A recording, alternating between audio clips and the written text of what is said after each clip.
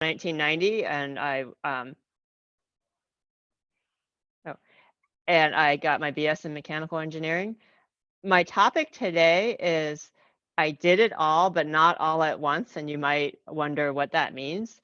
This is not the traditional work-life balance in that a lot of, oh, that's not going to work. Sorry.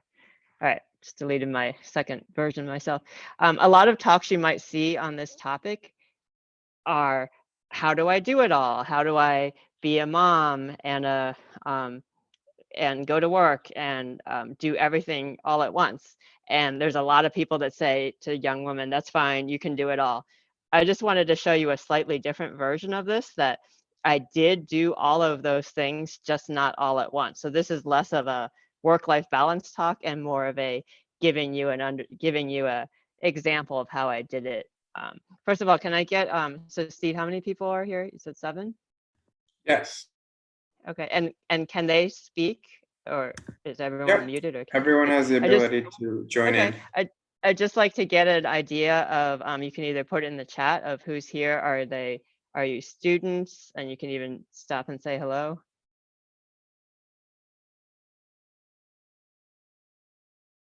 Steve, if you can see anything in the chat.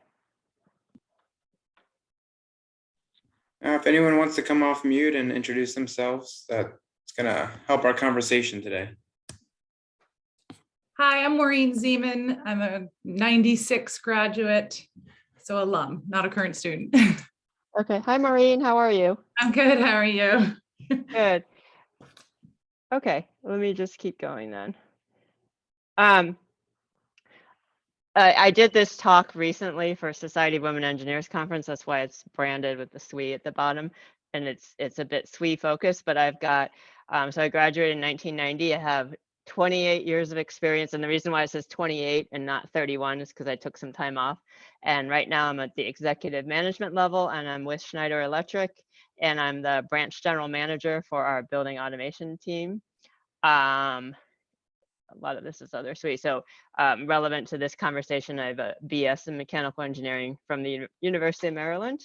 And then I basically wanted to go over, like, Maureen and others, as you're mapping out your career path. It's very unique to you. Again, what I'm trying to do with this talk is kind of break the stereotype is that you have to do it all. You have to be a mom while working, while doing this. It's more what's unique to you. What are your priorities? What are your interests? And I wanted to just share the path that I chose, and then I'll stop and see what questions you have. So when I did this talk a couple weeks ago, it worked best when it's a little bit more difficult on Zoom than in person. But I basically did my career path since 1990, since graduating, in three different buckets. I actually wrote a blog, which I believe was linked to this event. The blog was called I Did It All, Just Not All at Once, in December 2020. So at that time, it had been 30 years since I graduated. So I had 13 and a half years as an individual contributor, 3 years as a mom, and then 13 and a half years, so it added up to 30. So now the perfect engineering is a little bit off because it's been 15 years. But so I just basically wanted to tell my story, and then I wanted to see what questions you have. So I graduated in 1990, started off in 1991, and I pretty much immediately went into the energy field. Mechanical engineering is very broad. So I at Maryland, I think it's still this way, you could be general mechanical engineering or thermal fluids or solid systems. So I did thermal fluids, the thermodynamics, fluid mechanics, and chose to go into the energy field, meaning making buildings more energy efficient. And also I did building automation. So I spent many years as both a project engineer and as a project manager in the energy efficiency field. And it was fine, but I probably wasn't completely fulfilled. So what I found even during that time is that I enjoyed my leadership activities, like with Society of Women Engineers. I was in community organizations, so I enjoyed that leadership role. So I have another talk. Some of you might have attended during Career Week in January, myself and Dan Newman, we did a talk on people management path versus technical path. And that is recorded on the alumni site if you want to go on it. And Dan and I talked about why each one was better for us. So even at this point, I knew that probably the leadership path was better for me, but I could be a technical engineer, but it probably wasn't my best strength. I'm not the super technical engineer. So I did that for 13 and a half years. This was back in the 90s when it wasn't always easy for women to get opportunities. So I had wanted to be that people manager or team leader and never had the opportunity. So it was a pretty typical career path for the my first part of my career. Any questions so far?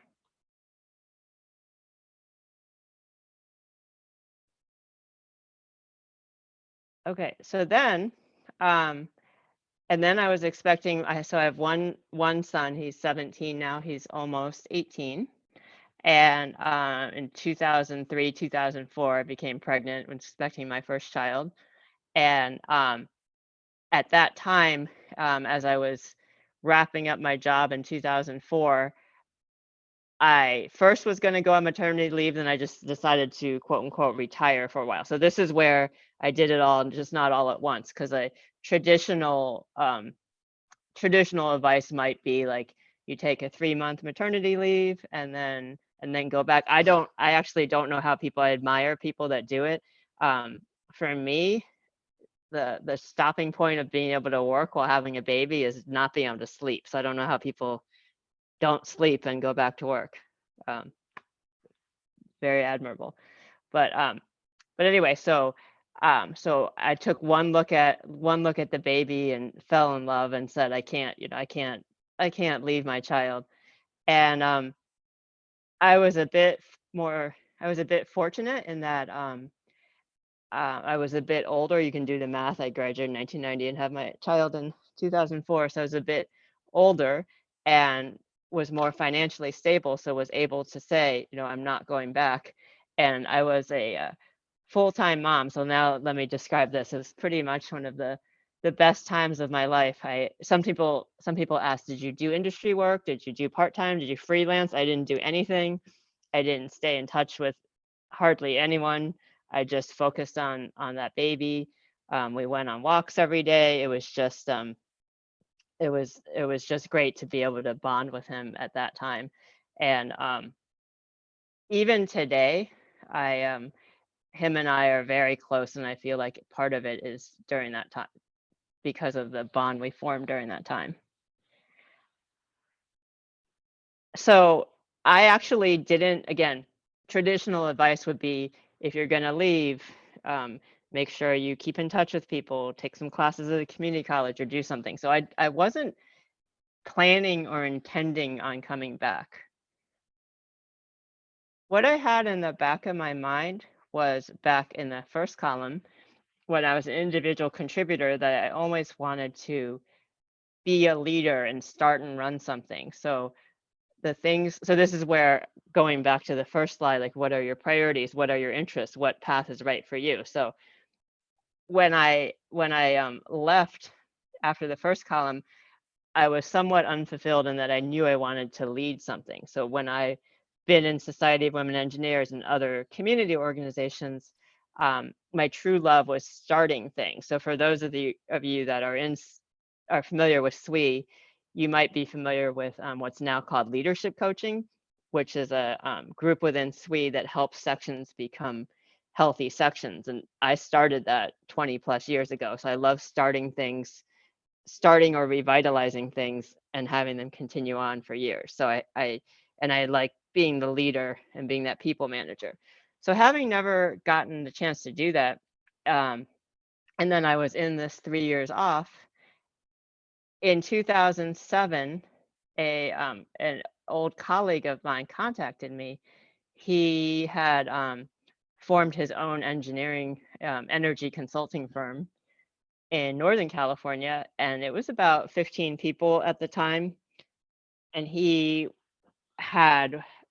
he was basically expand. So I'm in, even though I'm from Maryland, I'm currently in Southern California. Yes, the weather is beautiful all the time. So I've been in California for about 20 years. Anyway, so he called me and he said, well, we are expanding to Southern California and we're looking for a leader to start and run our Southern California office. So this was really something that I wanted to do. It was using my engineering background, but it was also fulfilling what I had always wanted to do.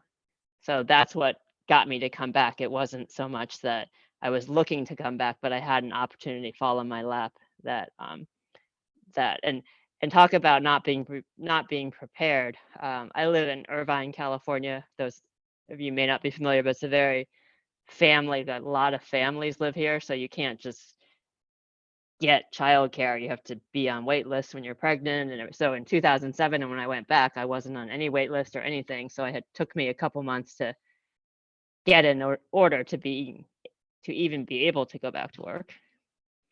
And then I became, then in 2007, I went back and I developed the office, the Southern California office for this company. It went from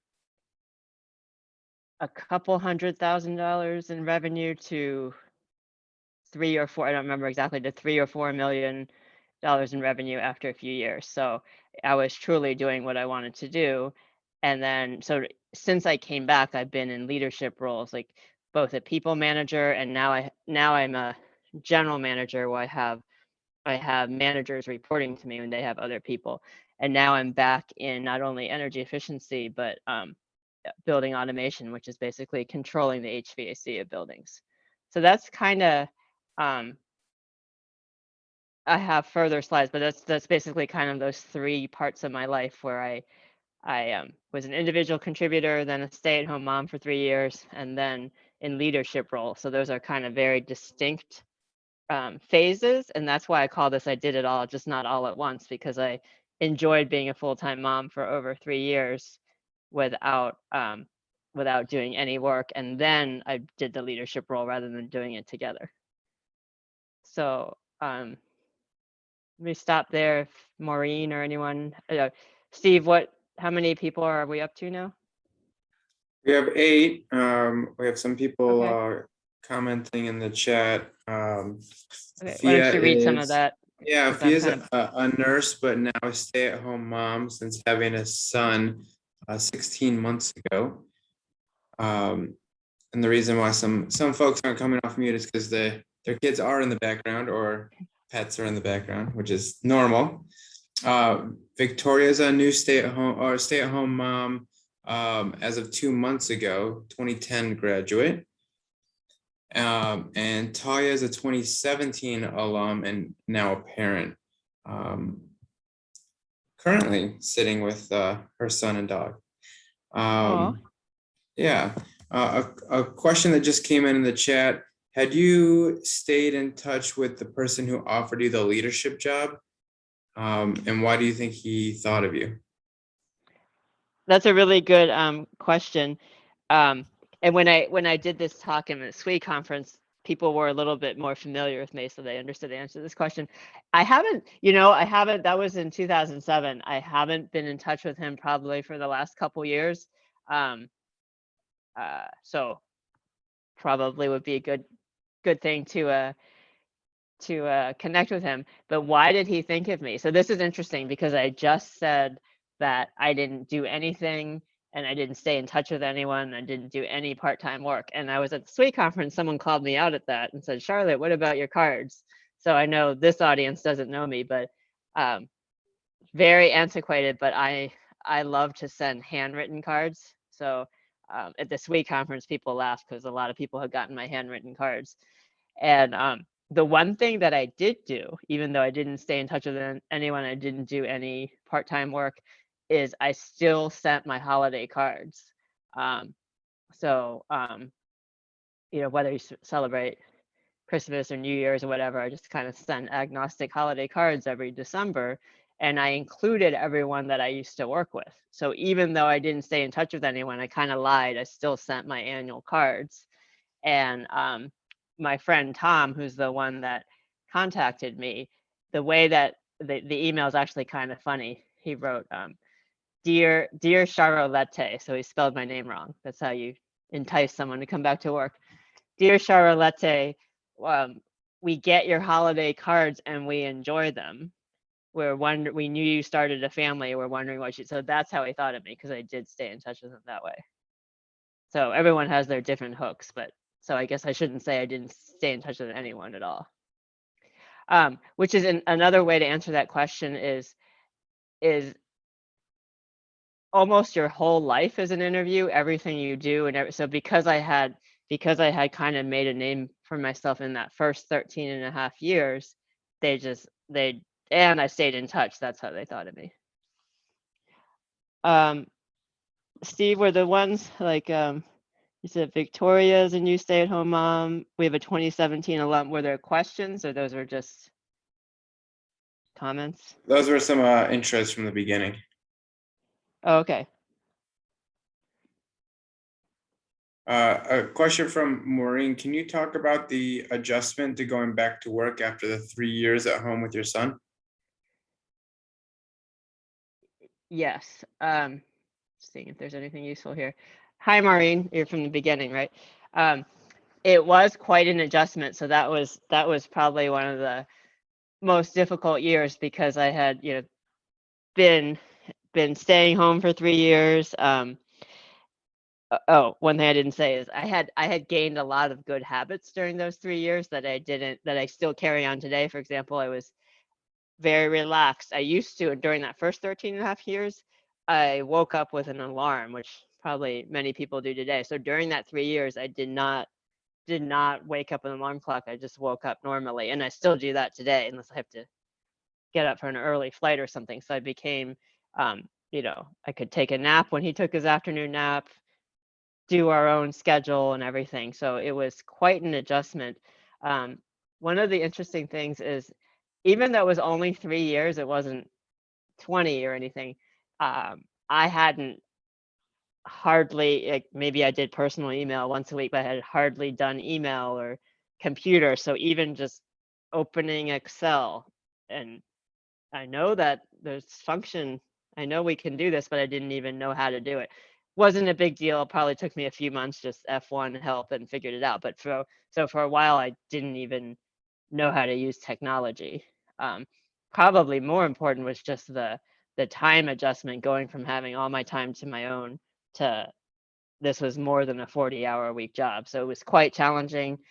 Probably during that first year, I had some thoughts of, can I do this? But then it became a lot easier. The one kind of saving grace is my son and he's very healthy even today. He was very healthy when everyone else was getting sick and ear infection. He was very healthy, had a because as you probably know, you can't go to daycare if your child is ill or has a fever. So he hardly ever had to stay home. He was just very healthy the whole time. So that helped a lot too.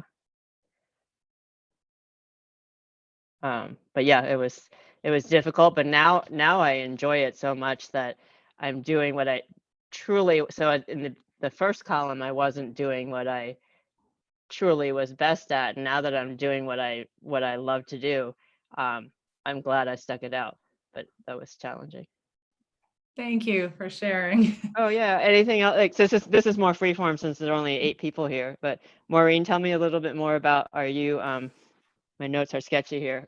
What year So alumni are you? Okay. I'm a 96 alum, so I was just intrigued by the title, because as someone who's been in the workforce for some time, there is always that challenge. I too have one son, and looking at just how you have the graphic, I could look at my individual contributor, and then you just have like the before and after a child, right? So Yeah.